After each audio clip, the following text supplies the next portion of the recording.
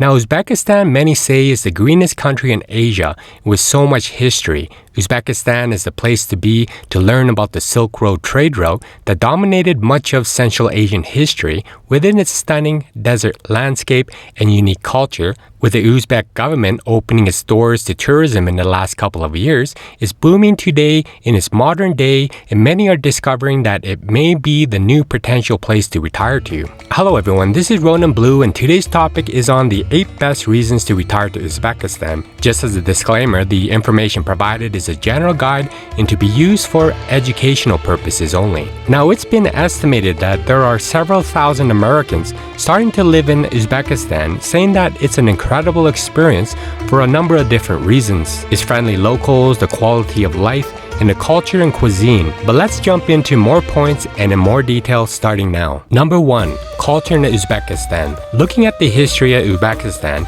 it actually starts with the first inhabitants being Indo-Iranians, who came to the region in 1000 BC, around 2000 years ago. Time had recorded their activities with Indian spice merchants and Chinese silk sellers passing through Tashkent's famous bazaars at the meeting point of the Silk Roads on their way to Europe. Their settlements grew into cities, eventually forming the capital of modern Uzbekistan, Tashkent. The paths of the caravans of the Silk Road that once went through Uzbekistan are still quite easy to identify. All you need to do is link the trading posts, which became fortified towns, then into those wealthy cities. It has also had a history of invasion by waves of Arabs and Persians, sacked by Genghis Khan in 1219 and colonized by the Russian Empire in 1865. But throughout its history, the Silk Road has continued to be home to many to this day. Now, Uzbekistan, being a predominantly Muslim nation, had a diverse cultural heritage, and Tashkent, the capital, and being a multi-ethnic city, was home to the Uzbeks, Kazakhs, descendants of Mongol nomads, Armenians, Tajiks, and even some with red-haired descendants of Alexander the Great's armies. After the great 1966 earthquake, the Russians settled in the region with the intent to rebuild it when it was part of the Soviet Union.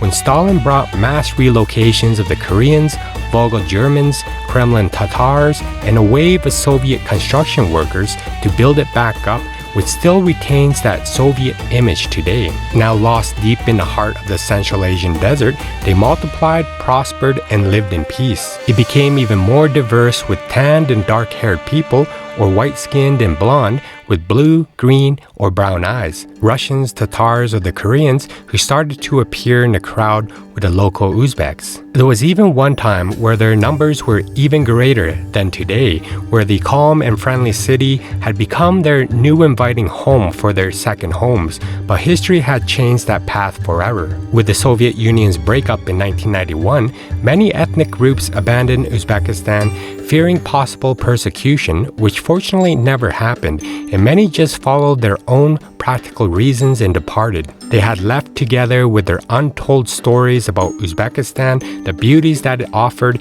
and its sun and bread. Now, Uzbekistan is one of the only 2 double landlocked countries in the world, with an area slightly larger than California and its population being about 32 million. 2,000 years of history and more than 140 protected and historical buildings make part of the cultural heritage with its beautiful monuments. There have been recent development and renovation and reconstruction of many of the smaller, older mosques, where Muslim rebuilders have accurately reconstructed the damaged buildings to recreate the Islamic life before the communist rule between 1920 and 1990. Only the culture of drinking tea was something that had never escaped their 2,000-year history, which makes sense later. And since gaining its independence in 1991, Uzbekistan has sought to distance itself from its past under the Soviet Union and redefined itself as its own nation. You'll see both the new and the old parts of its image.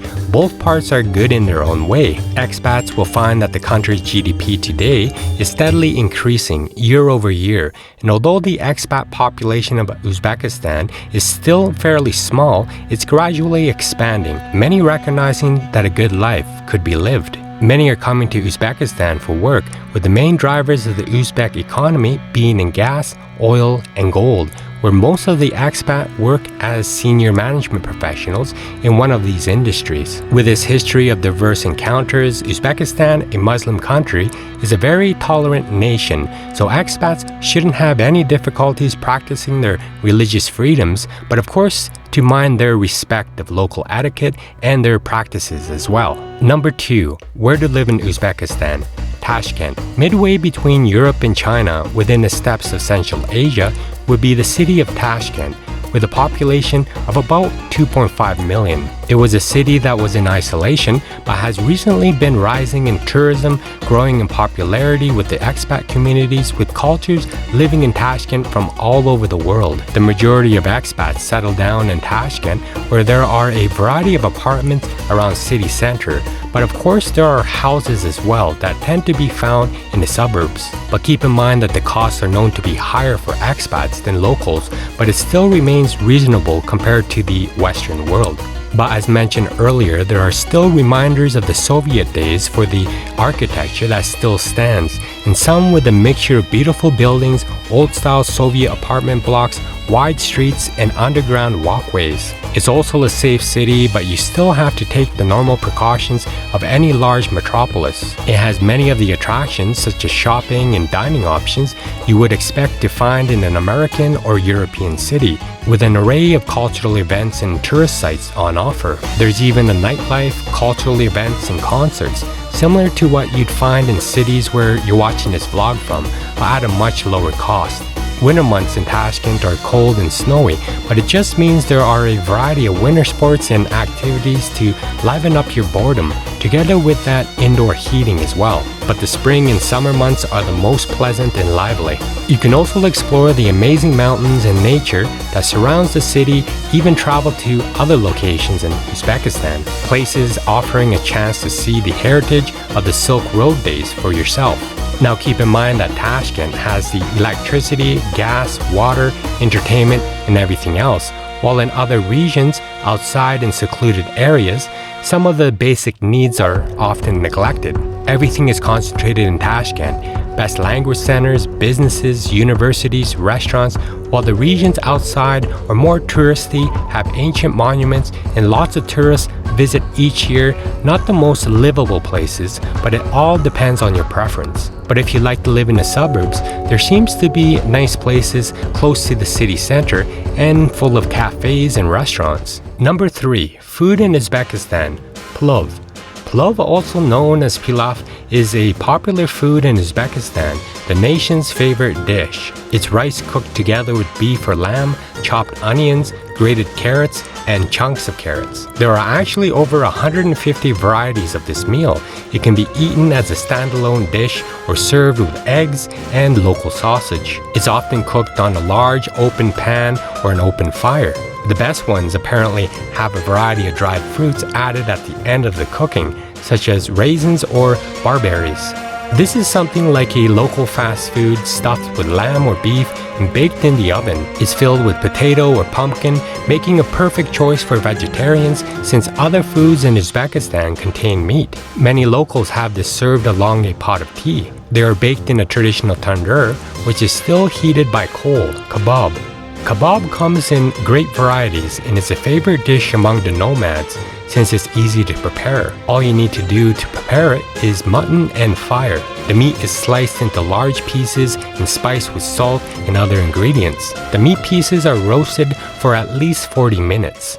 Number 4. Things to do in Uzbekistan. Being part of the Silk Road, Uzbekistan has its history and lots to see and do, but because of the Great Earthquake in 1966 that significantly damaged much of the country's historic old town, some beautiful places, unfortunately, will never be seen again. The Soviets actually saw the earthquake's destruction as an opportunity to build a model Soviet city and didn't restore their damaged heritage. So although there are still things to do from the Silk Road years, you'll find that more recent influences of the Soviet era have had a big impact on the city you see today. A lot of the landmarks and infrastructure, like the metro system, is like what the USSR was like 30 years ago. But you'll find that there are mosques with architectural styles from the 16th century, but were actually rebuilt in the early 2000s, way after Soviet rule, but they are beautifully restored and decorated.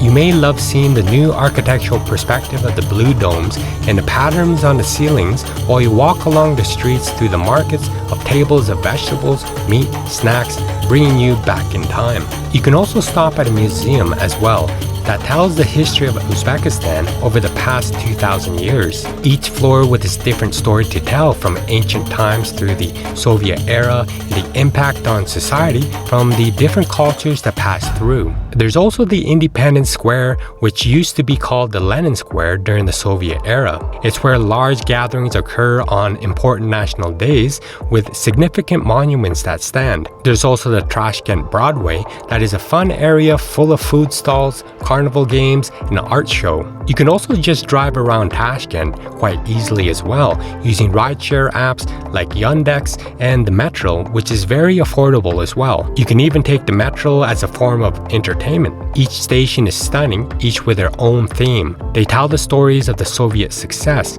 of local industry, of traditional architecture, and much more. But every place you visit will have some really good food with fair prices. You'll find many of the menus would be in English, often with pictures too, so that makes choosing what to eat so much easier. You'll find hundreds of beautiful ponds with a large network of canals through which engineers inventively brought water to these ponds. You'll see at sunset the night falls and the temperature finally drops, and the Uzbeks start to leave their homes. The summer nights become lively places where locals sit to hang out, where a couple of restaurants in the surroundings put tables out and people have their teas and even beers, with their conversations. Tea in Asia is more important than just a drink for your thirst. It's a way of life. It's a part of social life. People go to places to tell their stories, to chat, to celebrate something. Even karaoke is popular. Options to rent private rooms and snack as you sing, or you could even share a large room with friendly strangers who will ask you to join them in a duet. You can also enjoy the ancient art on the walls and portals, showing almost all the decorative techniques used in those times, decorating entire archways of the portal. You'll even find images of Chinese dragons and birds of happiness, which is due to the city's relationship with other countries on the Silk Road. You'll see fortresses that stand out for its impressive walls inside its large complex buildings. You'll also see the items that were traded during ancient times within their many colorful buildings of decorative arts. The palace is beautiful, full of moss, and with lots of silk carpets. Number 5, cost of living in Uzbekistan. Uzbekistan is a rather affordable country, much cheaper than destinations in Central Europe or the Balkans, even parts of Asia. According to Numbeo, Tashkent is 354 out of 377 cities worldwide, with the cheaper cities being in India and Pakistan. And even if you're on a budget, you wouldn't need to look for the cheapest places to eat or save for the attractions to go visit. You can possibly go to every monument and it won't hurt your savings. Most entrance fees will range from $1 to $4. For $5 a person, you can get salad, bread, a drink, and a main dish. Higher-end restaurants will run you about $10 to $25 per person. Now, some initially choose to live in hotels before committing to settle in a more permanent situation, and it's with the budget of a medium-range category of around $30 to $70 USD per night. Of course, there are 5-star luxury selections as well if you can afford them. Since most towns in Uzbekistan are pretty small, most taxis from down the road are around 50 cents to $1.17, depending on your haggling. Domestic flights are served mostly by Uzbekistan Airways, and the planes are mostly new with well-trained staff.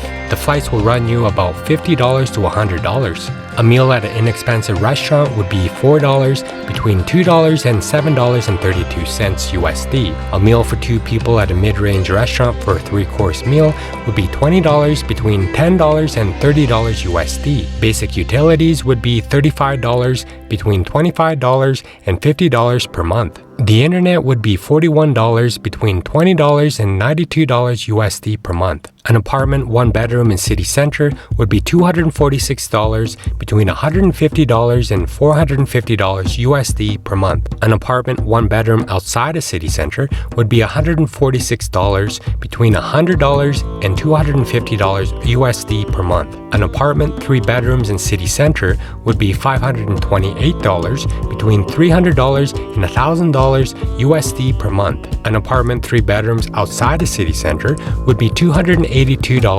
between $200 and $550 USD per month. Now, fruits and vegetables are extremely cheap and very fresh. Meat is also very cheap. Overall, food is not expensive. However, some things like kitchen utensils and tools are much more expensive, but costs can vary depending on if it's imported or seen as a luxury item or not. But in general, it's a cheaper place to live and there isn't a lot of things you can spend your money on anyways, so you'll be saving.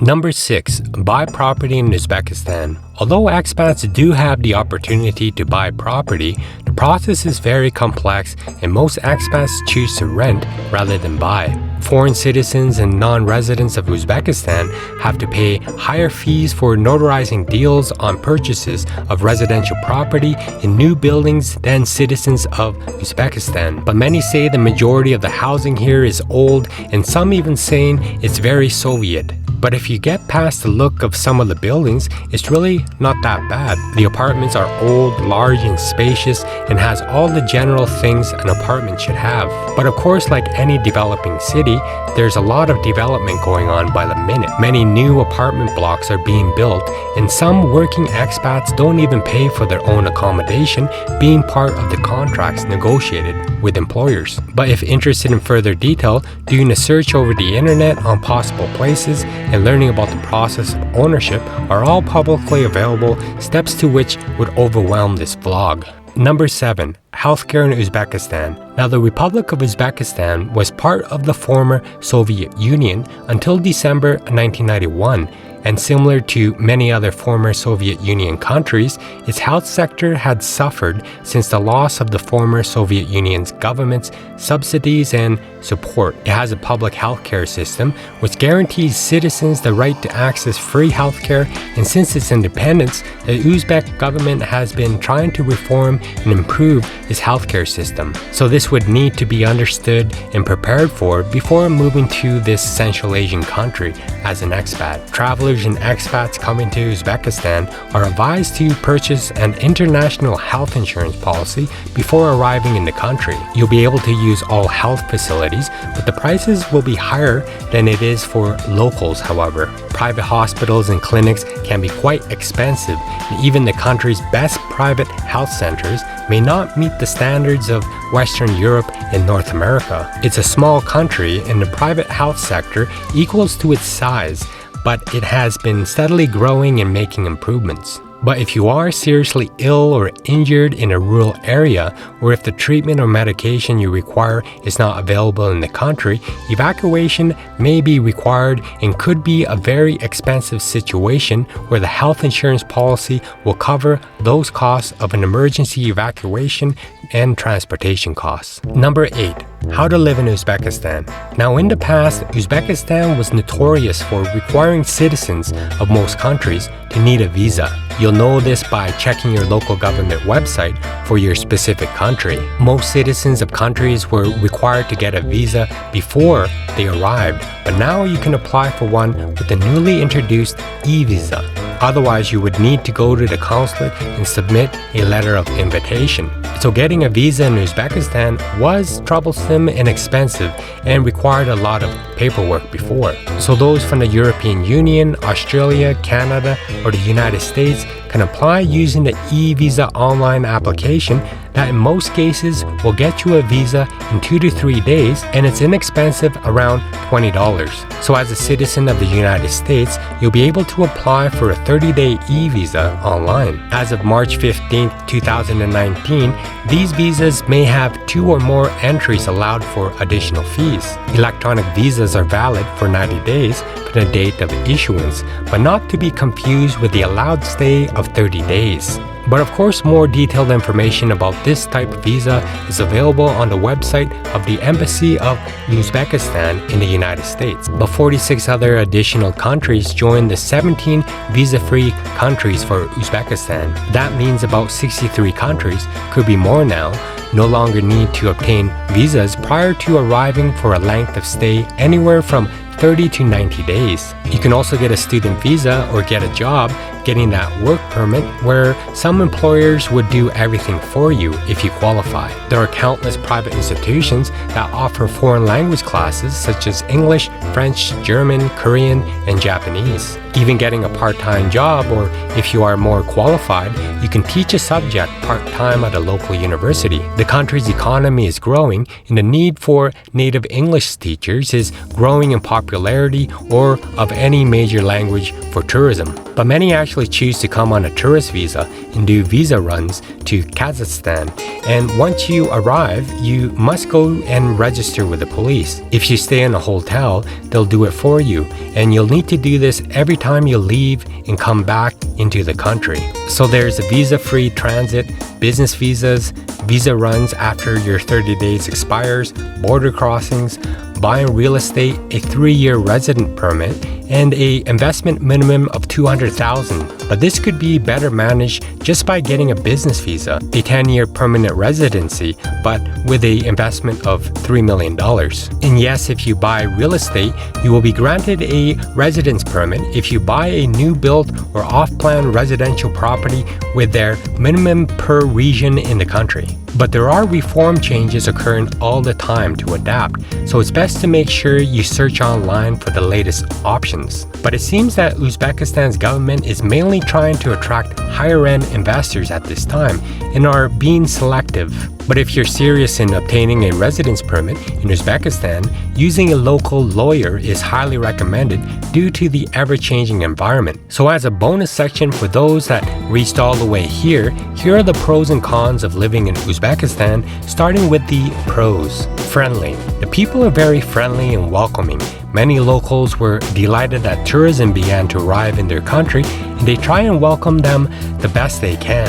Tolerance is nurtured, perhaps because it has always been a city that, being on the Silk Road, are used to foreigners. So those interactions from all the cultures that crossed paths through its history made the country open and welcoming. The country is full of different cultures, religions, and people, and everyone is very tolerant of each other. Safety. It's actually extremely safe.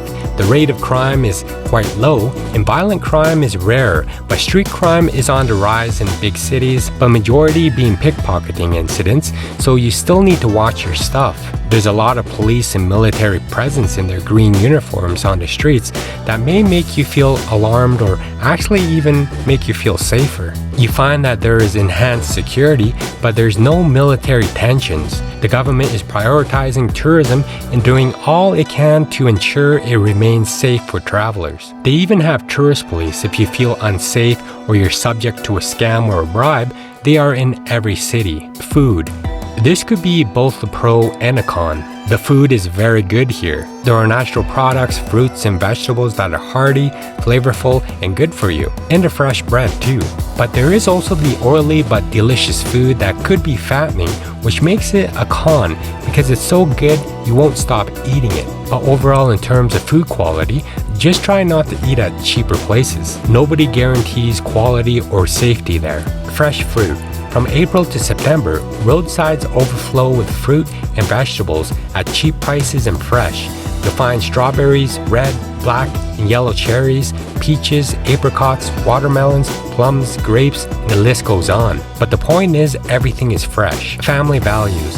It's a place to raise a family as well, and family relationships are highly valued. You'll find that parents and people surround their children with many family gatherings and events. Hospitality is entrenched in the mindset of the people from many historical generations ago, with no person leaves their family even in hard times. Not needing cash.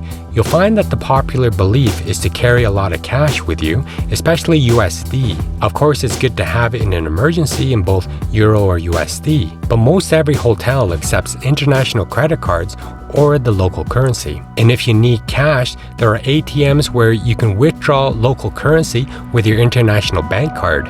So the days of bringing in hundreds of USD and declaring it at the border are over. You'll need some local currency as well for most things such as taxis, some restaurants, small souvenirs, and entrance into most tourist attractions. And before heading to a small town or remote area, make sure you have enough of the local currency to cover your accommodation, food, and transportation for your stay. Metro system.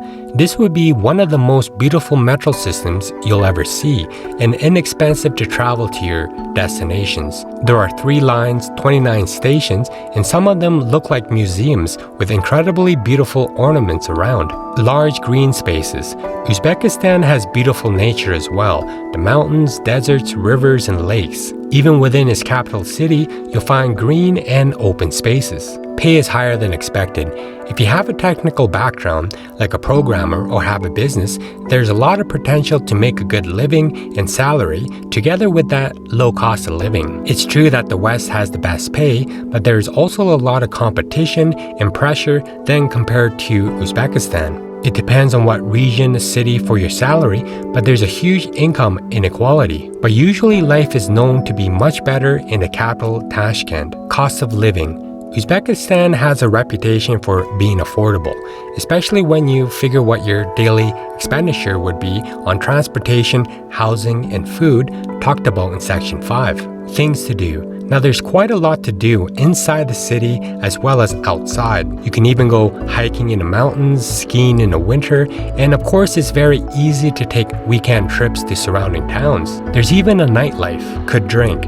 It's not as conservative as other Muslim-dominant countries, and drinking is acceptable by both locals and tourists. So you can have a beer or wine at dinner, or even vodka that you'll need to sometimes finish. No need to tip. While eating out, you don't need to leave a tip for your server unless you really want to, but there's most likely going to be a service charge at most dining establishments anyways. So don't be surprised when you see that tacked onto your bill. Now let's talk about the cons. Healthcare. Now the healthcare isn't on par with standards in Western Europe or North America, and there's a serious shortage of doctors and medical facilities. But the Uzbek government is trying to reform the medical system. It's best for expats to seek treatment in private hospitals. Many expats travel abroad for more complex medical procedures. Tourists pay more.